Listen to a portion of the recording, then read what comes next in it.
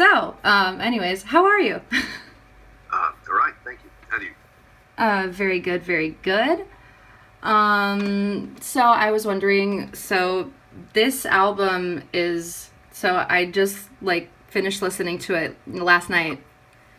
Absolutely love it. Wonderful work. And it's just, I was wondering how it's a bit darker than the previous one. So I was wondering how, was that a conscious choice or did that just happen? Um, well, first of all, thank you very much for your words. It's nice to hear you like it. And yeah, it absolutely is just intuitional development, I would say. I mean, actually, intuition was the main driving force in the creative process anyway, I would say, for the album. And a lot of things just really developed or kind of fell in place even. And yeah, the album and the music and everything just kind of grew very organically. But regarding the fact that it might be darker, I mean, maybe it is, I don't know, but this surely also comes from the lyrics, and that's a thing that's extremely important to us. You don't want to just, write random songs and then at some point just add any kind of lyrics or something like that, but to us it's super important that our songs also musically express what the words in the lyrics actually say. When I start composing a song, I always knew what the song will be about and what the lyrics will express, even if the actual wording is not finalized or something. That doesn't matter, but I know what the song will express, because I want the music to express the same. And that's also why this album might be a bit darker. Oh, okay. So do you, in that same idea, do you,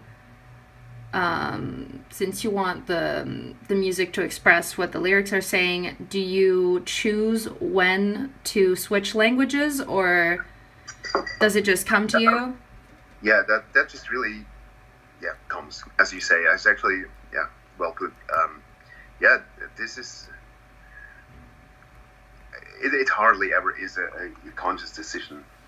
It usually just is doing what feels right at the moment. Yeah. So it's melodically, or just with what the languages are saying, or I mean, usually our songs are in English anyway, and the use of the Gaulish language is in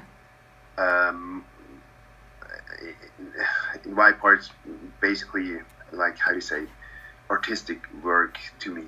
I mean, most of the people, or 99.9% of all the people, are not going to understand it anyway, Yeah. And so it's more like artistic work to me, in the sense to give a song and to give a topic that a song is dealing with, and also to give the history telling that we are often doing with our lyrics. Mm-hmm. Just some more flesh and blood. It's about authenticity, and it's just to breathe that old these old topics, to breathe them some liking.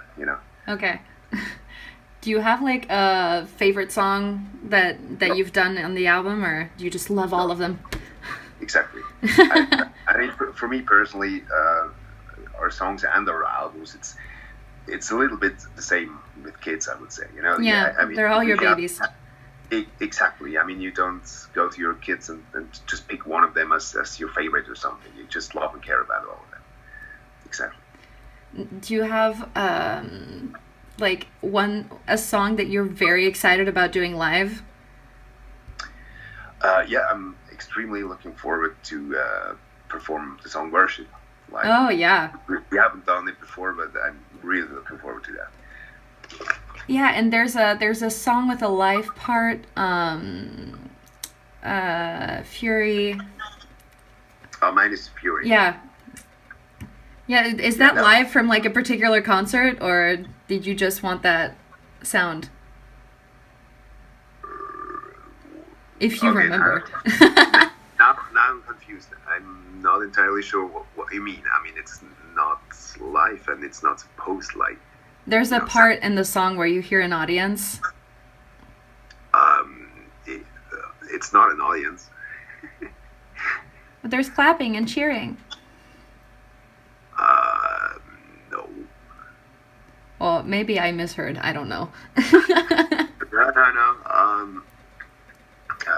No, actually, there is. I mean, there is human voices, and that is, the soundscape-y thing that I, like in the middle part of the song, I guess you mean, when the hurdy-gurdy sets in and stuff. I created the soundscape-y thing, but it was shit. Like the intent was more to sound it, to make it sound like, a bit, how do you say, like apocalyptic or something like that. Okay. Not live. So like there's, and you're right. There's, I mean, it's not an audience, but there is a few seconds that I used the recording of. I don't remember what it was. I think it's just I took it from some movie. Oh, okay. From movie soundtrack database. Okay. There's these databases with Foley sounds that you can use to create a soundtrack. Yeah, of course. And there was one file I found. I think it was the recording of a public place at the moment where when an outdoor shooting took place. So that you hear some people panicking and stuff like that. Oh. There are a few seconds where I put that. Well, I totally misread that. Yeah, so it's an outdoor shooting, not a live show. It's okay. That's me being embarrassed, not you. So it's okay. So you're starting the tour in November? No, we actually just already did a month ago. Yeah, okay.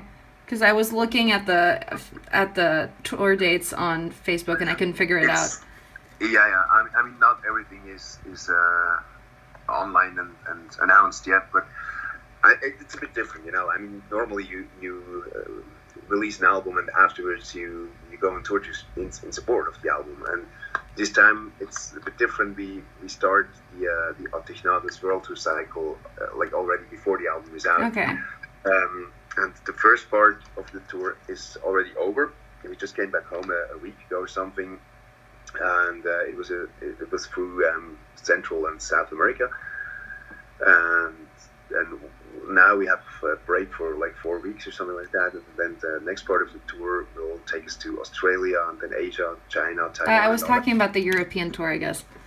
And then that will just we'll return to Europe after China, I think, or Asia in general, right for the summer festival season, and directly after that we will firstly continue the tour in North America and Canada, and then we'll come back to Europe for quite an extended tour that will last until the middle of December, I think.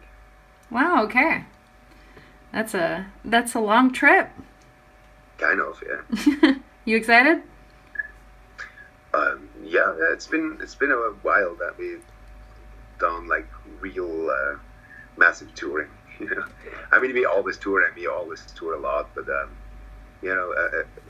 for Helvetius and the album Origins, we had like world tour cycles that took around 2 or 2.5 years, and that was like massive touring. And for the acoustic album, we didn't tour that much, and so yeah, it's about time to hit the road again, like really and massively. Do you have like a particular something that inspires you particularly, like for this album, like a subject matter or like just anything? Kind of. I would probably name here the practice of eating shit. No, like it's. I mean, the album basically contemplates. Sorry, I just changed room because I wanted to smoke a cigarette. I hope that's okay. That's fine. I'm not smelling it, so. Exactly. Mm. Yeah, so it's just contemplating archetypal images or allegories and parables of Celtic mythology, and they all, in some or another way, deal with the thought of rebirth or renewal, and obviously not in a Hinduistic way, in the sense of getting born again and again. Yeah, reincarnation. But more in an allegorical way, dealing or depicting experiences and transformations that you undergo in your own life, and the images you find in ancient mythology, they're almost a little